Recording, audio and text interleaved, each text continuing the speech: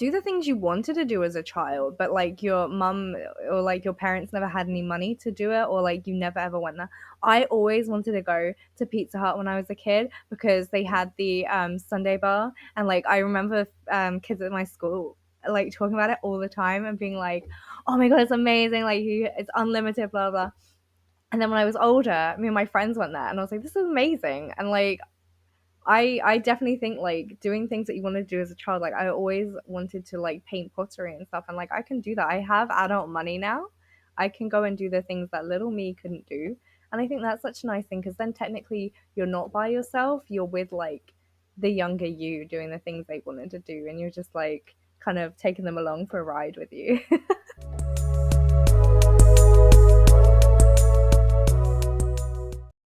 Welcome to We're All Just Faking It. This is episode 26. Today we are talking about treating yourself like your first crush. With us today we have Dana, Blaze, Steph, and myself, Braylon.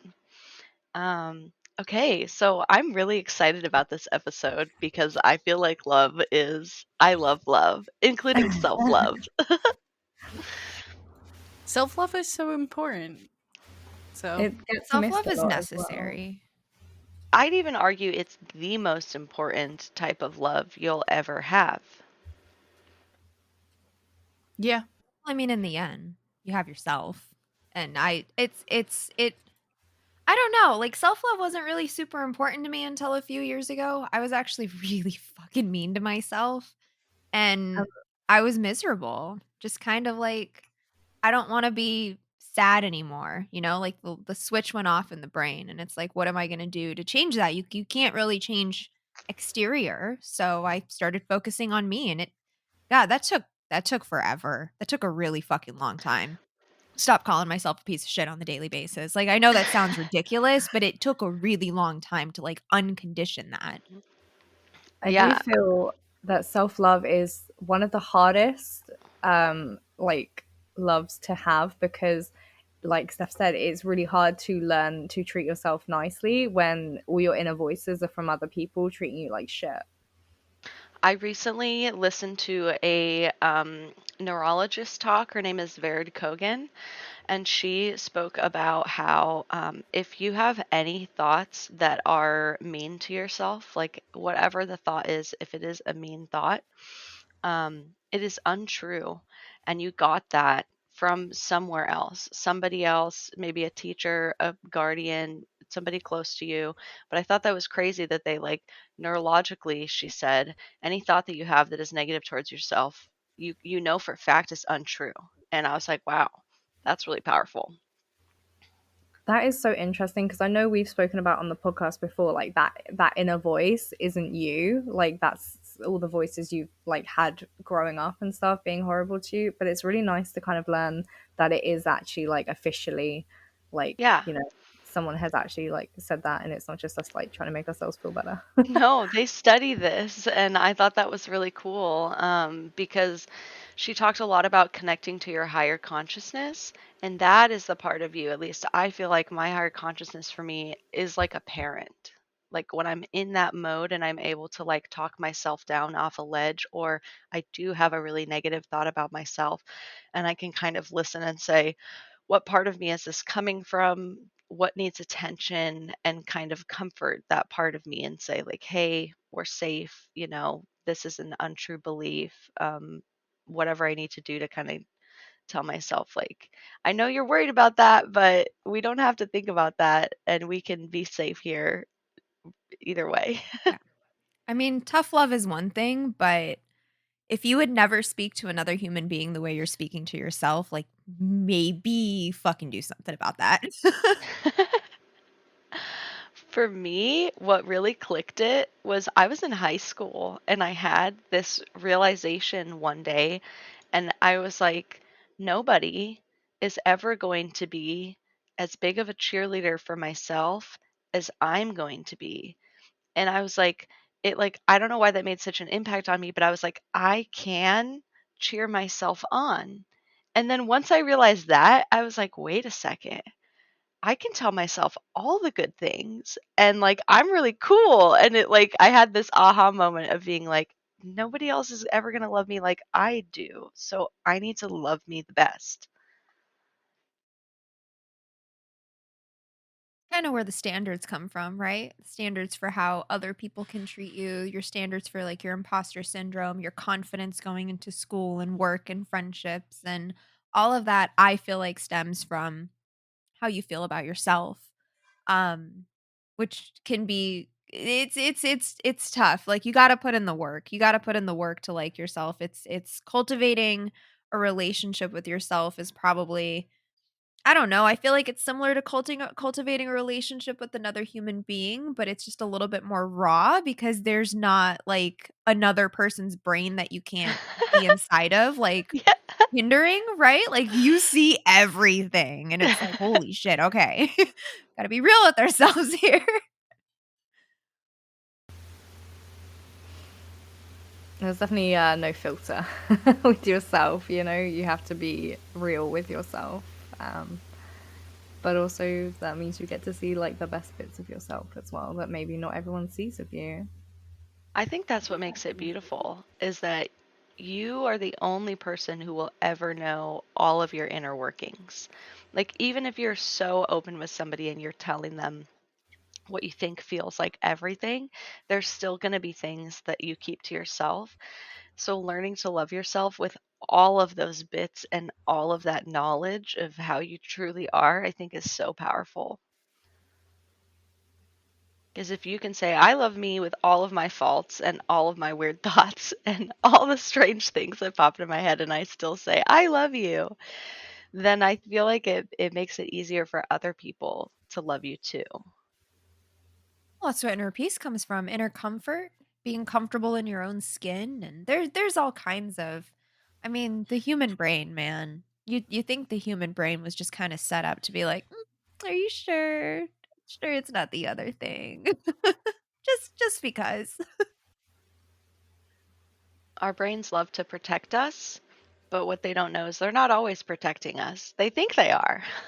Sometimes, though, they're putting us in a box and not letting us out. Also sometimes with anxiety and stuff, your brain perceives anything that can cause you stress as a threat, so that's also not helpful. Because like you could just be like stressed about something and then your brain's like, ah, this is a threat, like, and then you become like you go through safety behaviors where you avoid that thing, and then obviously it becomes even more of a threat for you. So yeah, our brains they try and help us, but sometimes they do a little bit more harm than good in that respect. Get out of your own way, brain. Literally. Gotta be tough. So, what are some of your favorite things to do that make you feel like you're treating yourself like your first crush? What are your self-care go-tos? For me, it's really like taking care of myself physically and mentally, which I don't always do a great job at, obviously. But I think having that background of knowing that I love myself, it makes it easier to like invest in myself, whether that be like taking care of myself in any way. And I find that taking care of myself strengthens the relationship I have with myself, because I'm able to like invest time or money into me, and then that makes me feel really good. I Oh think yeah. definitely like self-care is very like linked in with self-love, I would say. Like you need to look after yourself to be able to love yourself. So all the nice things you do for yourself, like I light myself a candle, and it's just I like looking at it, I like the smell. I love candles, like it's a problem. But you know, like I light a candle and I'll use things like I'll buy myself something like I don't know, chocolate fingers or something. I'll be like, oh, I'll save these for, you know, when I really need them or like for a special occasion and stuff. And like sometimes it's just nice to open that box of chocolates that you've bought and just enjoy them and like treat yourself. Or watch that film. You know, it doesn't have to be like a special day. You can just watch a film when you just need a little bit more of that love, or you know, you need that rest. Even just taking a rest, I feel like is self love, because you're recognizing that you've had a hard week, or you've put in all that work, and that now is a good time to just have a bit of a rest, and take the rest now before your body takes it for you later, which is Love what my that. body is doing right now. Been sitting here thinking this whole time about like what I do for self-love and how I treat myself and stuff like that. And I've realized that I don't necessarily go out of my way to do those types of things. Like I still do them, but I think I have such a healthy relationship with myself that I don't have to put in much effort for it. Like I just kind of do stuff that I enjoy and stuff that makes me happy on a daily basis. That is my goal. That is like my That's very absolute. impressive. I'm fucking serious. So it's like that's so like basic self care. That's just like taking care of myself, showering every day, washing my hair on time, making sure I brush my teeth twice a day, flossing, and then mastering that baseline, and then elevating it and adding one more thing into it. So like you put on eyeliner when you leave the house, like you curl your hair a little bit, you fucking run a brush through it or a straightener, like just elevating it a little bit. And I want that. I want to just like do nice things for myself because it's the baseline standard that I have. We're not there yet, but we're working on it, damn it. Good for you. It's definitely one of those things where it's I don't know, like I was sitting here, I was like, why haven't I thought about it in the ways that y'all are talking about it? Now I don't have an answer. Your I don't. mom, probably. Yeah, I think it's my mom, my parents. Because I I definitely also, think it's how I was raised. I never truly had like that big of a bad voice inside my head. Like I get it very rarely where it will say something like "you're stupid," and then I have to like have a little conversation with myself, and Yeah, usually that voice inside my head is like it's very like minimal. It's just like about dumb things usually that don't really matter in the grand scheme of things. Couldn't But be I think me. my mom had I think my mom had a lot to do with that as well for me. Just like Yeah. always believing in me, and like, nobody in my family ever really spoke down to me ever. Um and my mom always stood up for me when people did, like family members and stuff. So kind of having Oh. somebody to be like just instill that in you kind of from childhood, I think it makes it a lot easier. I've definitely had people like talk down to me and like say bad things about me, but usually what it all goes back to is this person is probably unhappy themselves, and that's why they're even saying this in the first place, and it's not really me. Ding ding ding. That's a huge part of it. Learning to Mine's an understand asshole. when people are mean to you, I'm like, that has literally nothing to do with me. Like, absolutely nothing. If you're gonna come and just be rude, like in my book, that's all on you. And I'm not gonna feel any type of way about it. Like, okay, you're having a day today. Like, woo. I just don't think it's hard to just be a nice person to people. I think that's So probably because you're good at being nice to yourself. it could be. I feel like that's the first step. Like, Yeah, I agree. I think Because it's if very you're easy. unhappy yourself, you're yeah, going to put that out there to yeah, everyone else around you. exactly. I think it's very easy to feel that way when you're in a loving like household, and you're not in toxic like positions. But when you are not growing up in those loving relationships and like upbringings, and you have that kind of toxicity in your life, it's a lot harder. You get those voices a lot more, and you get them from people you trust and you love, and they push you down, and they use their Yep. voices to make you feel like a piece of shit. It's very, Yeah. very hard to then be able to internally love yourself, because you are then fighting against what people you love Yes. are saying to you and making you feel, and then you don't feel like you're good enough to be loved. Hmm. Why should you love yourself when When you're sorry. When like your closest people Yeah, don't. exactly. When like people Yeah. you love do not value you or people think who that are you supposed to love you yeah, exactly. And don't. that is the hardest thing that I think a lot of like young adults, when they're going through this like journey of self-love, that's the hardest like hurdle to pass, because Hmm. you don't feel like you should be loved because no one else has growing up. And it's like you need to be that person for yourself. It's like with reparenting, you have to be the first person who treats yourself with love unconditionally. You Hmm. need to love yourself unconditionally because no one else is ever going to put you first. Yep. Very You are true. the only person who is ever going to put yourself first. So you need to like start being nicer to yourself and start fucking loving yourself, because we're all amazing and we all deserve love. And if Like you do 100%. have those kinds of thoughts, I think the first step is kind of just recognizing them and paying attention to them consciously and being like, wait a second, is this backed by truth? Because we know, like the neurologist said, any negative feeling you have about yourself or thought comes from somewhere else. So trying to figure out where that's coming from and kind of, like Dana said, you got to like stick it to the man almost and be like, I'm going to fight against this.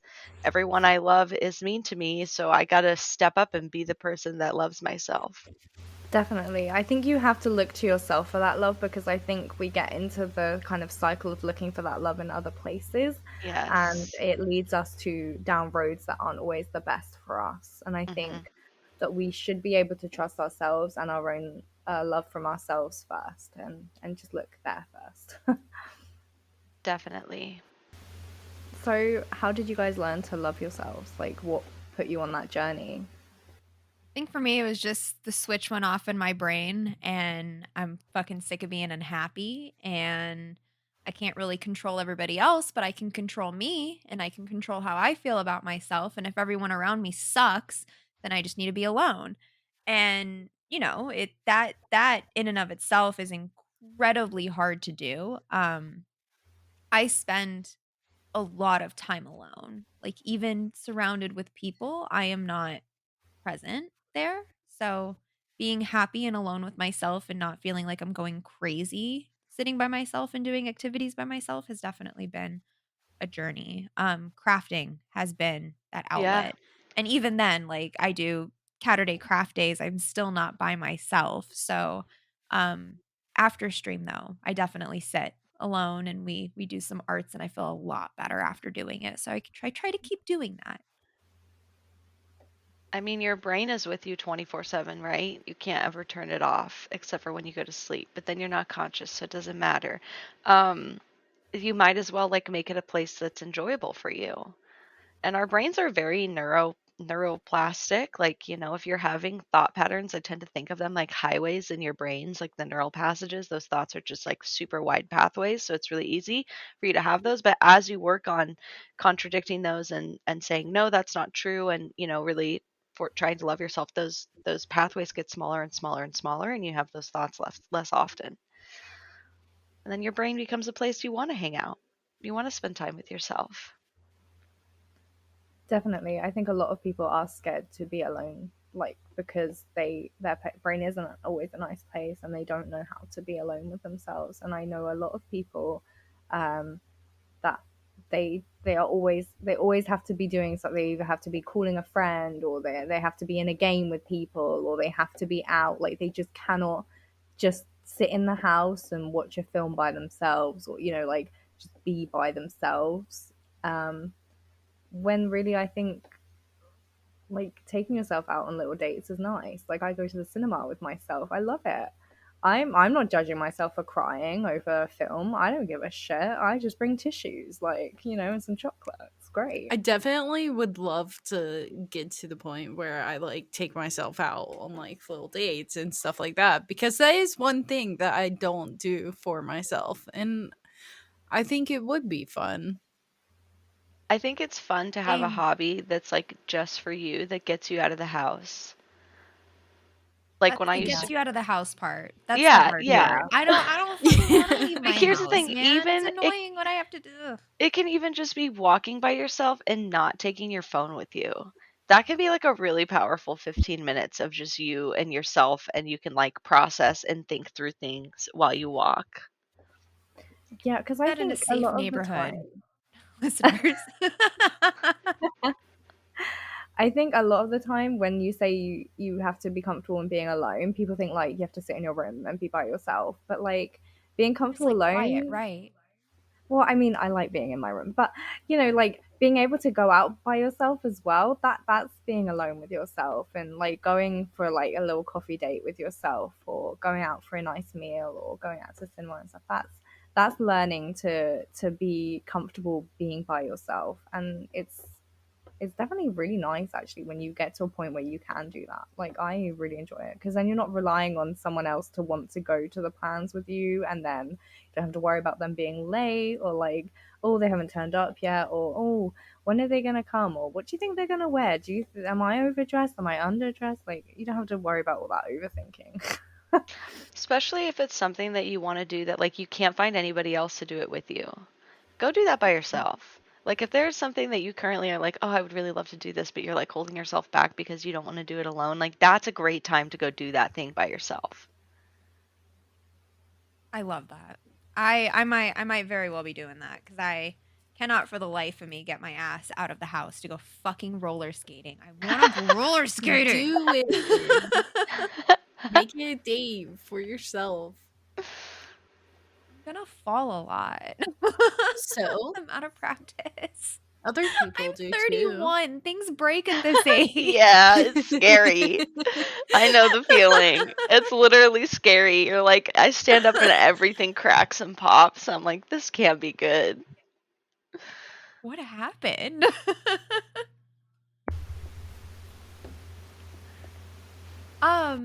So I mean, if you're stuck on stuff like that too, I think we talked about it in a previous episode, but do things that you did as a child.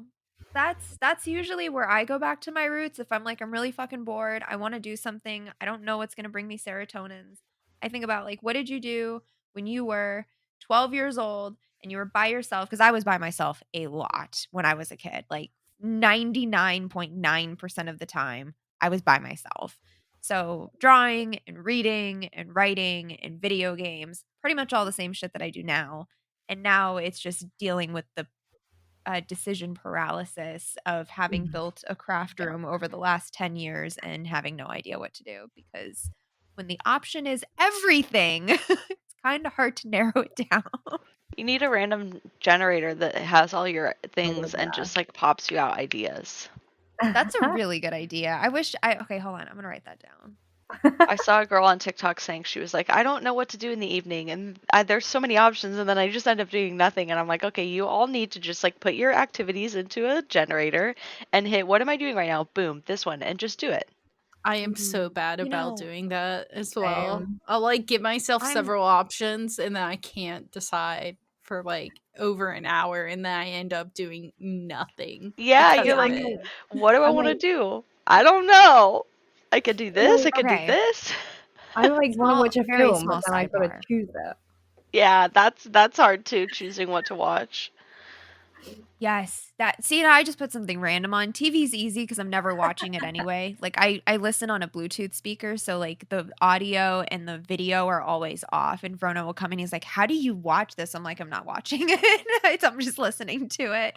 So before I redid my Notion, sorry to sidebar, I had written down, I spent an entire 6-hour stream writing down every single craft project I had in this room. And then when I moved everything over to the new Notion, I was like, Steph, you're never going to use this library or keep up with it. And I deleted it.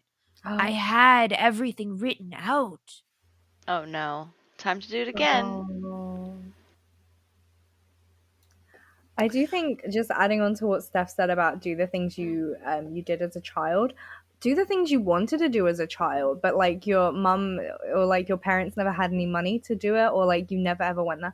I always wanted to go to Pizza Hut when I was a kid because they had the Sunday bar, and like I remember kids at my school like talking about it all the time and being like, "Oh my god, it's amazing! Like it's unlimited, blah blah."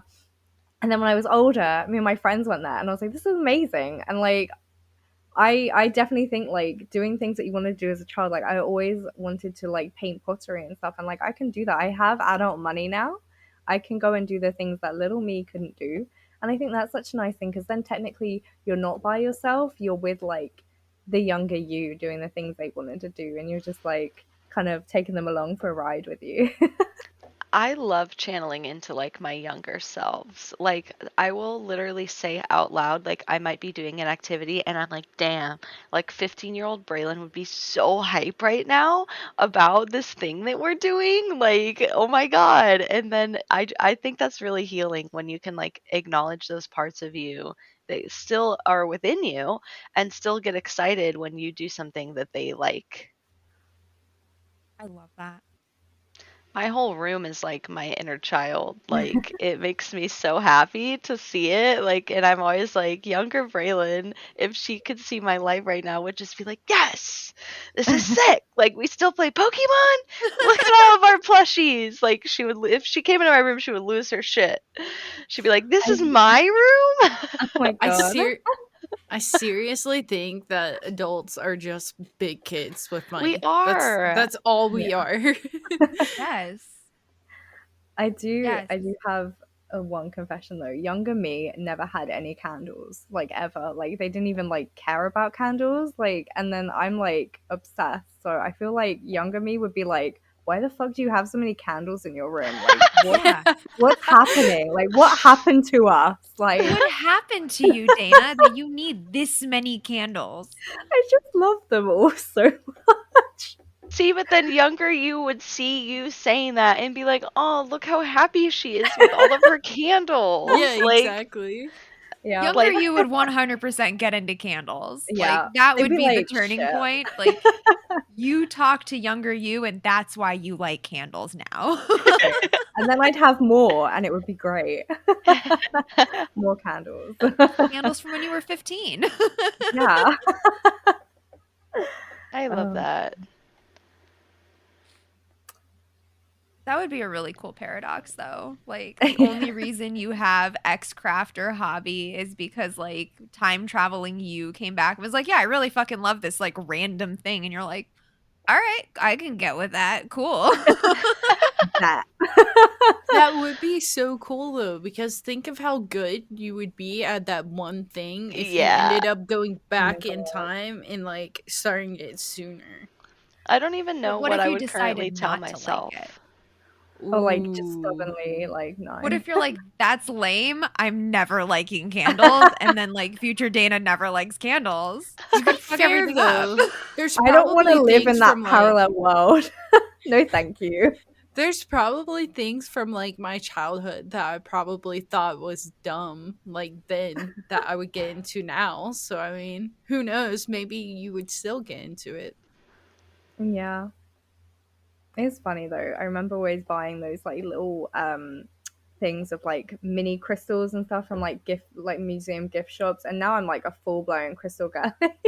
And I'm like, this is kind of fun. Like little me liked them but didn't really know much about them, and now I'm like actively like researching about crystals, and I'm like very heavily into crystals now. And I just think it's funny how I've like adapted little me.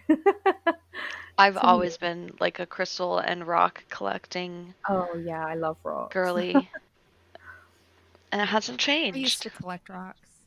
I don't collect rocks anymore. I feel like it's just evolved for me. Rocks became crystals. It's the same thing. And How's it more any different? I'll tell you why I stopped collecting rocks, because I had to like move that shit from one place to another.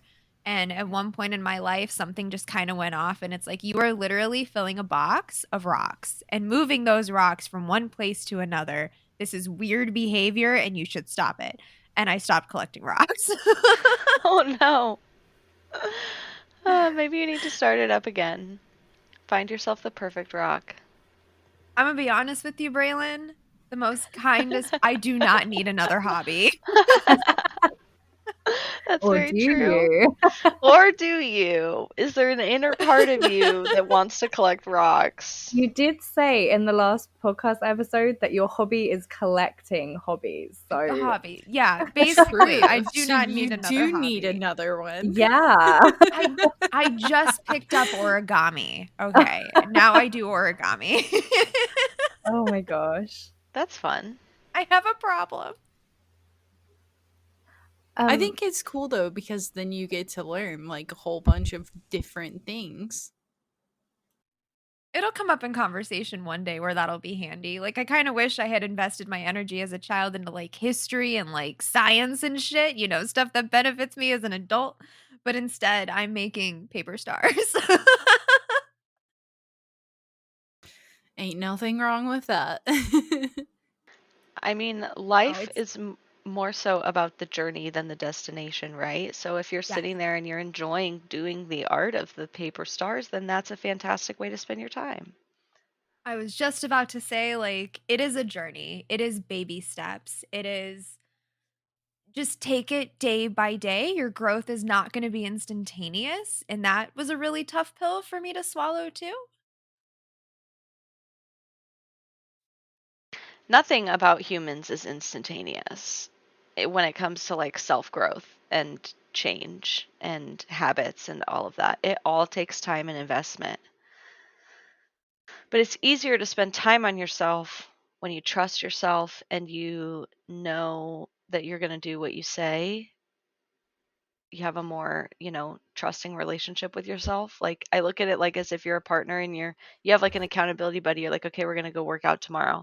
If you don't trust your own word, why are you going to do that? It means nothing to you. But if Yep. you do trust your word, it's like having an accountability buddy built in because oh, when I say something, I do it. Yep. Do you know what, Braylon? I quite frequently think about you saying that if you say you're going to do something, you trust yourself. Like if you say I'm going to work out in the morning, you know that you are going to do that, and like you've already set that intention. I think about that like all the time when I'm like not getting out of bed when I said the night before I was going to get up early.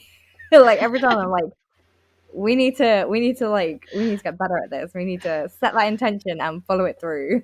Start with I need small to get better. promises. Small promises. Even if it's something you know that you're already going to do, just say, I'm going to wake up in the morning and brush my teeth. And then you do that and you can start super baby small and it really helps your brain like know. And then it makes it so much easier because I know it's like fucked up, but I can't say, like, if I say I'm going to get up and work out, I'm going to do it. So I'm to the point where I can't say it or else it's going to happen, if that makes sense. Like, if I'm laying in bed the night before and I'm like, oh no, I think I'm going to work out tomorrow. Like, saying it, the action has been done. It's like the curse has been said and it's going to happen. So I have to be careful with what I say. Like I have a gift, but also a curse. Yes. That's hysterical. Oh my gosh. I love Yeah. that though. I really do. I got that way by just keeping small promises to myself. And that's part of reparenting yourself. They say to make a small promise to yourself every day and keep it. And over time, it gets better. And then you can trust your word. And if I say something, it's true.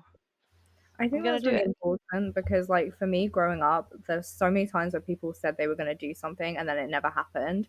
And so, like, to the point now where, like, if people, like, say we're doing something and then, like, we're not doing something, it really affects me.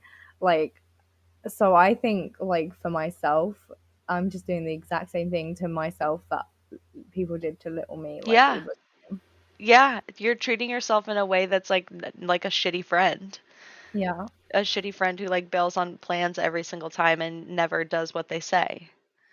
Which sucks because I would say I'm a good friend to people, but like I'm a shit friend to myself. Like what? That's the thing, we already know. Well, not everyone in every situation, but most people already know how to love. You know, like what to give. and what you should be receiving. We just don't do it for ourselves.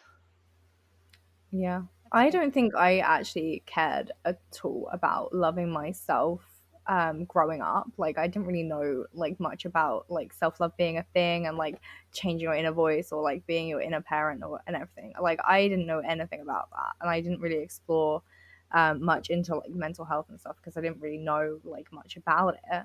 But like after I left my abusive relationship, I was kind of like faced with the fact that I was alone and even more so alone because we were literally in the pandemic.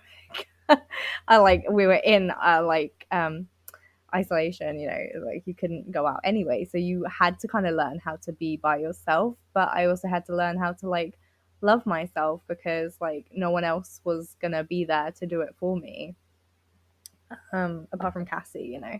Um, but so yeah, like it was kind of interesting to like try and love myself how I am as well. Like I was constantly like trying to be changed in my last relationship, and so it's like trying to love myself and not be like, oh, I would be better if I was like this, or I would be better if I was like this. No, no, like I'm good how I am now, and I need to love myself.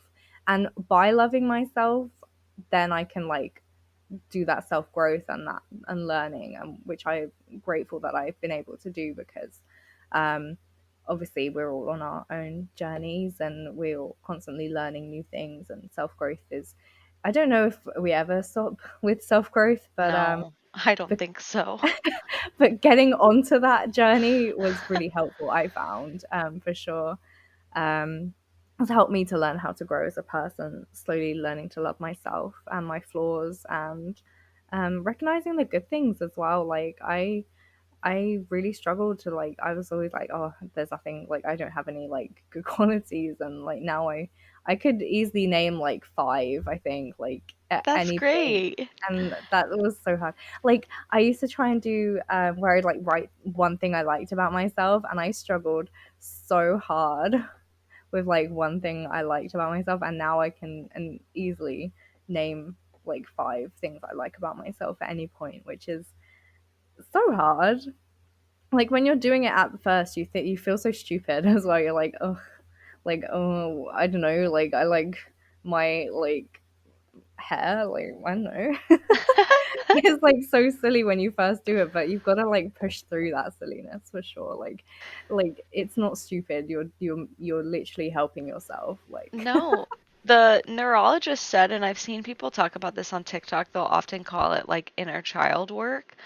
The neurologist Vered said if you have like a negative thought, so like maybe back in the past, Dana, you might have thought like, I don't deserve love. Imagine that you are 4 years old and you walk up to yourself and you look yourself in the eye and you go, I don't deserve love. What are you going to say to that 4 year oh old? my god, I think I cry. Like that, Oh my Drama. god. you would be like, that is absolutely untrue. And like, I'm Yeah, so sorry you feel that way. And like, what can we do to make you feel more loved? Like, yeah. that I is definitely try and picture little me more often when I'm struggling with those nice thoughts and stuff because it's hard being nice to yourself now, I think, but it's very easy to like look at like you when you were little, like say 4, and be like, well, I'm not gonna be a piece of shit to them. Like, exactly. That's I had told her that I was having like feelings about not liking my body right now, and she was like, imagine year 4 and you, I don't like my body. Like you would be like, oh my god, you're like, no. oh no. I'm so sorry. Yeah, Like you need to give yourself that same energy definitely. because you, that 4-year-old is in you still. It's there. I think that's the important Ew. thing. Like our like childhood inner like child is still there. Like we've just grown around it. Like it's still there. Exactly. It's still hurt. Like we still need to like heal ourselves. I often talk about like my inner teenager comes out when I'm like angsty or need to like really stand up for myself. That's like my fiery inner teenager that comes out and is like, all right, we got this. Like, we'll take over and we can use our angsty teen energy to stand up for ourselves or I think teenage me had their lives more together as well. So I'd like to I employ think them a about lot that more. all the time. I'm like, how did I just kill it as a teenager? Like, I was just on everything, and Yeah, then I got to college, and it like, it all just fell out the definitely. window. I was like, how did I go to the library for like 3-4 hours and just get work done? And now I'm like struggling, like struggle busing. I'm like, can you come back and like do this for me? And I'll just like chill. I bet that comes down to like, as a kid, we had way less responsibilities, and you also didn't have like the whole stress of the world. Whereas, like, as an adult, you're like, rent is increasing, and food is increasing, and gas is increasing, and my Yep. wages are staying the same, and I have to make relationships with my family, and I have to have friends, and there's like all these things. Whereas when you're a teenager, you're like, I go to school, I hang out with my friends. I Oh my did not god. have the same teenage experience, but No, that's fuck true. it, I'd rather be an adult. I'd rather be an adult because it's like my whole thing with like being a minor. Everyone else has say and control over what you do, when you can do it, when like That is true. no, So yeah, if you had absolutely people not. controlling Like you a lot, that makes a lot of trapped sense. for 17 of my most formative years, and then I'm finally an adult and I'm like, fuck. I mean, it's exhausting. I'm tired of adulting, don't get me wrong, but like holy shit, I would not go The back and trade freedom. that for the world. Yeah, that makes Freedom, true sense. freedom. It was a I lot of hard work, and I didn't do it, being very nice to myself. So it's exciting now that there's self-care involved, and I don't have as many panic attacks as I used to because it's You were it's in less pressure. survival mode before, That's and now good. you're in live mode. You had to Oh be god, that it's weird. person as well to get through what you were, at the time. Sometimes you can't always be nice to yourself if you're in survival mode. Like, it's not Yeah, always being easy. in survival mode, I feel like it has a completely different set of life advice that I would give that has nothing to do with when you're in live mode. Yeah, definitely. Yeah, I feel that. I feel that because, like, honestly, like teenage stuff having this conversation would be like, shut the fuck up. Oh my god. That's so funny. But yeah, like Now Dana said, we stuff that stuff back down. We say, no, you shut the fuck up. Let me learn. you did what you had to do to become the person you are today. Yeah, and I think On to as the well, there's next. no shame in that either. Like, because if you feel bad about the way that you treated yourself when you were in survival mode, like then you're just gonna feel even more bad about yourself when really you should just kind of be like, okay, we did what we had to do. Let's be nice to ourselves now, you know? I think it's so important to not be mean to any past versions of yourself, regardless of what they had to do to get They to were where you doing are their today. best. Yeah, exactly. It's like how I look at my parents. They were doing their best with the information that they had and the time that they had. Like, I don't know what it's like to be a parent, but I'm sure I would also just do my best and I would still mess it up. But it's like that's all you can ever do. It's just try your best with the information that you have. I think too, I think about this all the time. If you could materialize a best friend, like the ultimate perfect, just ultimate best friend, would that person not just be a clone of you? Because for me, it would be. No. If I could have two of No. me, and Nope. that, like, I'm like, all right, let's roll. We get to do all our favorite things together. We listen to the same music. We do the same stuff. Like, we act the same. Like, for me, I'm like, visualizing that I could clone myself would be my ultimate best friend, help me love myself more. Because, If like, I could clone me as if I'm like me to my friends, if I could clone that me and then like be friends with them, I'd be like bet. But like if I'm cloning me, like don't say and something mean about yourself right now. and the way I treat myself at the moment, I feel like we just wouldn't click very well. Like I prefer like to treat myself like a friend and have that me because Well, we you'll don't get treat there. ourselves there yet. We're not there yet. I actually would want someone that's like opposite of me, but still have like similar interests. Opposite, like in your philosophies or way you do things, or opposite Um, how? it Like kind of energy levels? varies. Everything? It depends on like what exactly we're talking about. So, like, I hate cleaning. Someone who's probably better than cleaning than me. Gotcha, gotcha. So somebody whose strengths match your weaknesses and vice Yes. versa. Yeah. I love a friend that like would like come round and like we do like cleaning together, or like we go off and be like, hey, you want to just like go shopping? Yeah, let's go shopping. Or like, hey, you just want to chill around our house? Yeah, let's just chill. And like someone who's just like also would like challenge me as well. Like if I'm like thinking about something and like they have a different point of view, I'd love them to be able to say it and be like, actually, I think this, and then like have a nice discussion about it where you don't feel like you're arguing, or like, because like I have discussions with people a lot, and then at the end of them, I realize like that might have been an argument, and I've just been like happily discussing it and I'm really enjoying the discussion. But like that other person is getting like angrier and angrier, so like being That's able to a have a discussion without it like being an argument in disguise would be great. I will say that's a very autistic experience you just described Sure. there. Thinking that you're having a discussion with somebody and then them being like, "Wow, that was a intense argument," and you're like, "Huh? Yeah. Like when I'm What?" trying to explain things to people and then they're like, "Oh, that was really rude." And I'm like, "Oh, I was just trying to give you all the information I possibly could. Like I'm just trying to be helpful." And like now I'm just like rude apparently. I don't get it.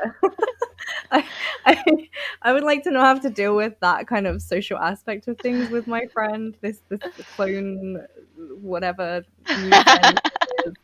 If they could do that, I would be very happy. Like just get rid of that part of it.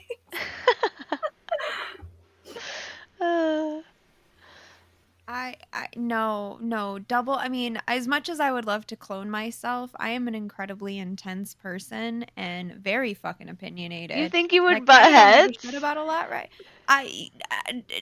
No, absolutely not. Like I see myself sometimes in other people, and I'm like, I get it.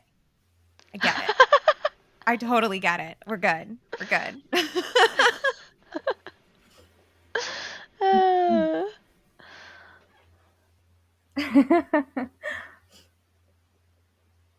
I do think like becoming our best friend and a cheat it, like Brandon said earlier, your own like cheerleader, I think is very important. And I think by doing little bits of self care and like taking yourself out for those like little dates and things, like I think is all like baby steps towards becoming like your own cheerleader and your own best friend.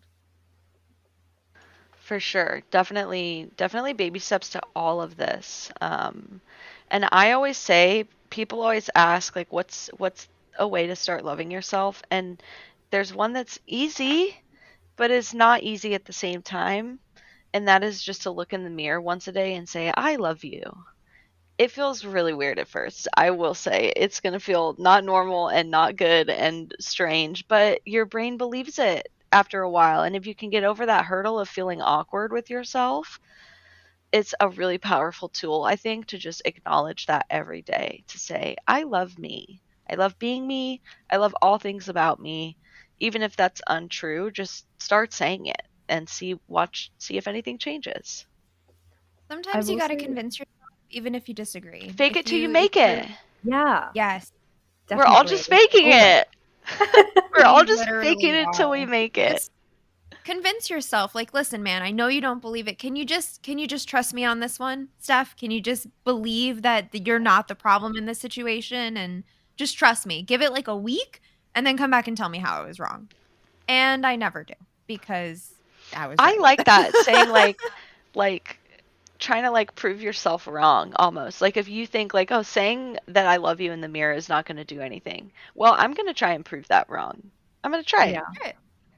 yeah. That got me through driving because like I'm so stubborn that my driving instructor would be like, "Oh, you can do this. And I'd be like, no, if I do that, this is going to happen. And then he'd be like, no, I don't think so. And I'd be like, fine, let's see, shall we? And then Let's see. let's fucking see. And then he would be right. And I'd be able to do the thing. But it worked. I was like, let's see. Fine, we'll do it your way. So, sometimes being like stubborn or like petty, like in that way is good, because you can like force yourself to like do things. You're like, oh, he says that, fine. Let's see about that. I do think as well, like, I read somewhere about giving your inner voice a name, of like someone you don't like or something, and then like when your voice is like, oh, you don't look good in that, you think like, I'm just gonna use the name Dave as an example, but I don't know anyone called Dave, so it's not aimed at anybody. But like, be like, fucking Dave, so I don't look nice in this. Oh well, fuck them. Like, I look amazing. Like, just challenge that voice. Be like, fuck you to whatever voice you want to name you want to give your voice. Be like, nah. And then I think it like takes away some of that like emphasis from your voice, your inner voice. It separates it from being you and allows you to like have an easier time telling it you're wrong. Definitely. If you think it's like an external source. How did you guys fake it these last 2 weeks?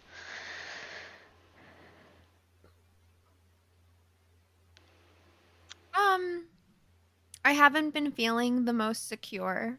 Imposter syndrome has definitely been kicking my ass lately, and it's just kind of going through the motions and reflecting and writing it all down, like, what I am good at and what I can do, and it just reinforces like you're feeling insecure for literally nothing. Like, I need to be more comfortable that nothing is permanent and things don't necessarily have to move on my timeline. So it's just kind of coming to terms, but maintaining a positive attitude through it. Like, there's no reason to be an asshole.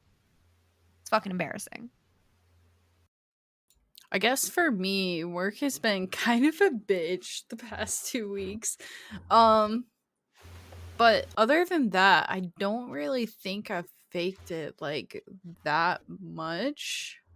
Like, I'm just kind of, as you said, going through the motions and just getting stuff done. Mine is also a work thing. I've come back to like having one of my colleagues only there like half the time, plus an extra like department that I'm solely running myself. Like, so that's 3 that I do by myself, 1 that I do with somebody else who's now only there half the time. So the workload has been quite a lot this week. I've been like exhausted every day, and I'm just kind of faking it. I'm just trying to get through it. Every day I'm just faking it as soon as I get to work. For me, I did not want to stream this week. So I was like, you know what? I'll just push it back 30 minutes and I'll do it anyways, even though I don't want to. And I did, and it was fine. So I've also been doing this thing where I like hype myself up before my stream. So I'll like put on a really jammy song and just like jam out at my desk before and like raise my energy levels. And I feel like that's kind of faking it in a way. I really love that. That's great advice. It helps a lot, I will say, because you're sitting there and you're like, you're all like nervous and anxious to press your go live button. So I just like jam out, and then I'm like excited and ready and okay, let's go. I was like that on Friday because I came back to streaming from my stream break this week. And what helped was that my mentor was supposed to have a meeting with me at 3 and then was nowhere. And I was like, oh, okay, I guess I'm going to have a meeting. And then at like 3:30, she was like, oh, hi. And I was like, shit, because I was supposed to start streaming at like 4. And so I didn't actually end up streaming until like 1:15. So the fact that I was late, I was like trying to do it as quickly as possible. And then I hit go live and went to the loo. And then when I came back, kind of everyone was already talking, which was really nice because I could just kind of go in and just be like, hi everyone, and that really helped my anxiety levels for coming back, for sure. And now I'm back, it's going to be a lot easier to press that going live button now. It's always like hard after you've had a break. Yes, it is. Even when you haven't had a break, every now and then I get that way. Yeah, like just randomly, like you're just like, oh, I'm not sure I can go live, and you're like, what are you doing? That's why you have to fake it sometimes. I literally went downstairs and I was like, I don't want to stream. And so Trey was like, don't. And then when he said that, I was like, do I actually not want to stream? I'm just going to go do it anyways. We'll just push it back a little bit so I can eat and relax for a minute. And then I was fine. Sometimes I I flip love a that. coin, and whatever the coin says, like I don't do what the coin says. Like, but if it lands on something, I'm like, oh, and I'm disappointed, then I know what I really wanted the answer to be. That's a helpful decision-making tool. Yep. See, now what do you do when you're putting on your eyeliner and your husband's like, when are you going to stop this streaming nonsense and go back to spending your Saturdays with me? And I'm like, where the fuck did this come from? And I'm like, do you want me to cancel? And he's like, do what you want. I'm like, okay, fine. And then I go stream for 5 hours. That sounds like a conversation is needed, maybe. I think he's just being trolly. But I was like, I started streaming because you were busy playing games with the boys. So I occupied myself.